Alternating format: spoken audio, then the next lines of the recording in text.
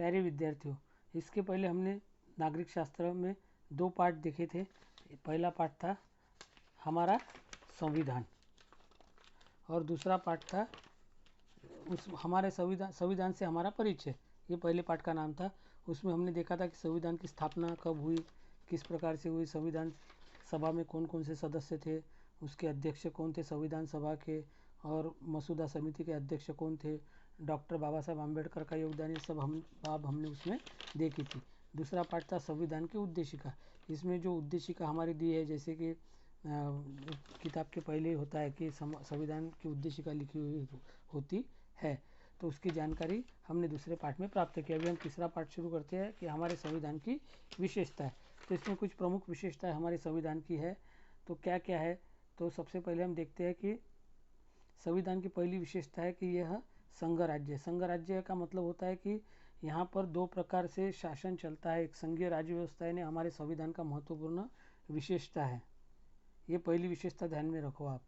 यानी भू प्रदेश विशाल है, जनसंख्या अधिक है, उनके कारण हमारे देशों में शासन चलाने की एक प्रचलित पद्धति है, उसे संघ राज्य प्रणाली कहते हैं। यानी ये प्रमुख 2 स्तरों में चलती है, शासन संस्थाएं होती है। जैसे कि एक शासन संस्था संघ स्तर पर चलती है जिसको केंद्र शासन कहते हैं, जिसमें सुरक्षा, विदेश नीति, शांति आदि कार्य केंद्र सरकार के दायित्व में होते हैं, उसे केंद्र सरकार अथवा संघ शासन भी कहते हैं। उसी प्रकार जैसे कि कुछ अधिकार राज्य सरकार के पास में होते हैं, जैसे उसको राज्य शासन कहते हैं।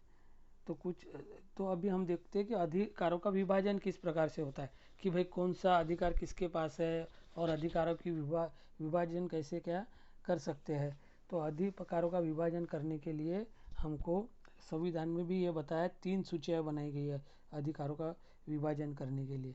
उसको हम देखते हैं कि सबसे पहले जैसे कि संघ शासन में केंद्र शासन के अधिकार जिसमें उल्लेखित होते हैं उसको संघ सूची कहते हैं। ठीक है, उसको क्या कहते हैं, संघ सूची कहते हैं। ये यहाँ पर दिया हुआ है नीले, इसमें मैंने किया अंडरलाइन। उसको क्या कहते हैं, संघ सूची कहते हैं। उसमें 97 विषय है, यानी 97 इस पे वो कानून बना सकते हैं। दूसरे है राज्य सरकार के जो अधिकार होते हैं उसको क्या कहते हैं, राज्य सूची। देखो यहाँ पर मैंने नीले से किया है राज्य सूची। उसमें कितने विषय, 66 विषय पर वो कानून बना सकते हैं, और दोनों भी कानून बना सकते हैं ऐसे विषय है, उसको समवर्ती सूची कहते हैं। इसमें टोटल 47 विषय है कि यानी 47 विषय पर वो दोनों भी कानून बना सकते हैं, यानी राज्य सरकार और केंद्र सरकार दोनों भी कानून बना सकते हैं, यह एक विशेषता है। उसके बाद में कौन से विषय, यहाँ पर उदाहरण दिया है किसके पास अधीन है। देखो, रक्षा, विदेश नीति, युद्ध एवं शांति, मुद्रा व्यवस्था, अंतर्राष्ट्रीय व्यापार आदि संघ सरकार के पास में है। राज्य सरकार के पास में क्या है, कृषि, कानून व्यवस्था एवं स्थानीय प्रशासन, स्वास्थ्य, कारागार प्रशासन आदि।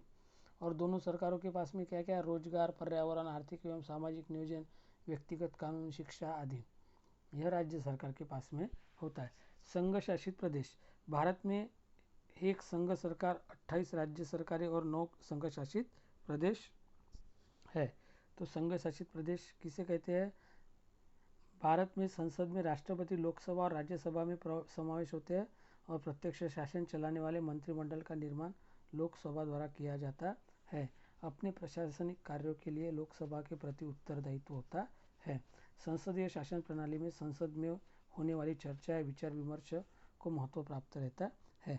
यानी संघ सरकार भी कानून बनाती है और राज्य सरकार भी कानून बनाती है, दोनों एक स्वतंत्र संस्थाएं है।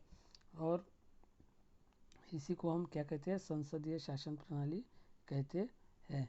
अब स्वतंत्र न्यायपालिका यानी क्या, भारतीय संविधान द्वारा स्वतंत्र न्यायपालिका का निर्माण किया गया है।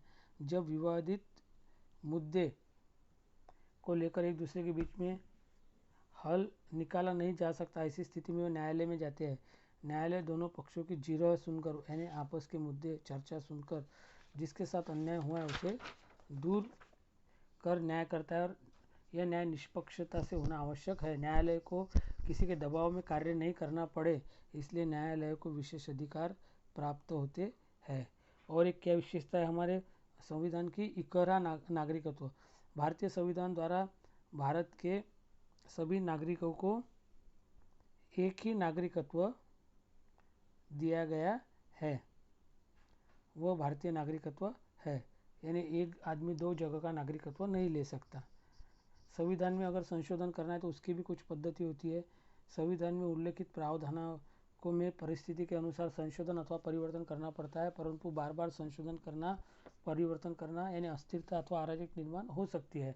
तो इसलिए उसका समग्र विचार करके उसमें कुछ सुधार हम कर सकते हैं, मगर उसकी प्रक्रिया बहुत जटिल है। जटिल यानी कठिन प्रक्रिया है, उसकी जानकारी हम बाद में लेंगे। अभी एक निर्वाचन आयोग होता है जिसको इलेक्शन कमीशन भी कहते हैं।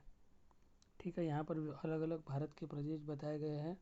उसके बाद में उसकी सीमाएं बताई गई है। संघ शासित प्रदेशों की राजधानी बताई गई है। संघ शासित प्रदेश कौन कौन से है देखो यहाँ पर। संघ शासित प्रदेशों की सीमा हरे बॉर्डर से जो है वो संघ शासित प्रदेश है। उसके बाद में काले डॉट जो है वो राज्यों की राजधानी है, और संघ शासित प्रदेशों की राजधानी अलग, इसमें जैसे सिर्फ जीरो का साइन है। ठीक है, निर्वाचन आयोग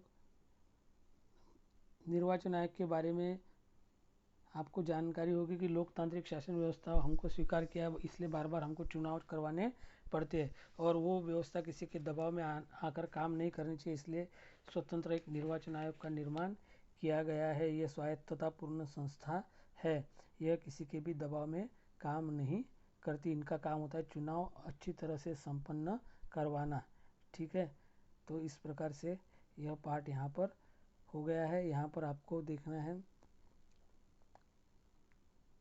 एक्सरसाइज, उचित संपूर्ण देश का शासन चलाने वाली व्यवस्था जैसे केंद्र शासन। अभी सभी के उत्तर मुझे पता है मगर मैं आपको दूंगा नहीं, इसको हम गूगल मीट में अगले डिस्कस करते हैं। और ये पार्ट यहाँ पर ख़त्म हो गया है, इसको पढ़ो और एक्सरसाइज आपको यहाँ पर करना है। धन्यवाद।